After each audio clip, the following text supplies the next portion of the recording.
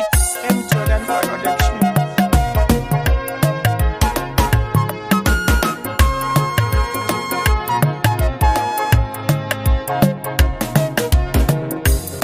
Kin yi auren sunna ki je ki zauna binki, idan da so da amana babu mai taɓa ranki, da ni da ke mun saba yau na yi kukan zuci. Kaddara daga Allah ne wallahi ba mai sauya, ba na azatan kwai ranar da kanki zanyi na da'ama.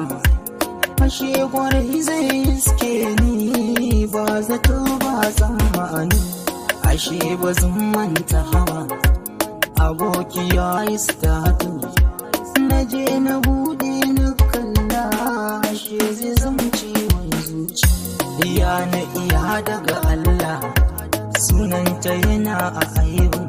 Na kira sa domin na ji tabbas, ya tabbatar mini auren nan na fara tunani.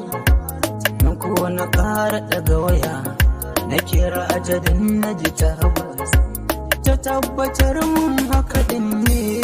Zuciya ta ɗumauta, gashi ina ƙaunar ta, a zuci ta mini illa, ina a tunanin mutuwa. Amma idan zan jure na san akwai madadinta. Rana ta ɗaurin auren ya zo kuma na halarta, da yan uwa da abokai suna ta yi min dariya, wa'in suna haja ajantawa warai kwajo don kuka. Na yi shi tun daga zuci sabida na rasa tabbas, amma a zaman ki a ɗakin kishi ne zai sani nishaɗi. Kwarai ko ba haki da aibi, ba a nan gizon yayi sakar ba.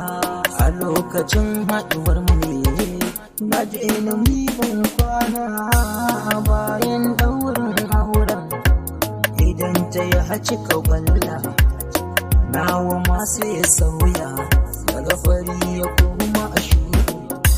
Ni ne na san mai ke damu na zuciya ta haƙuri. Fata na gare ki, ki zama kalau da mijinki, sannan ga wuɗa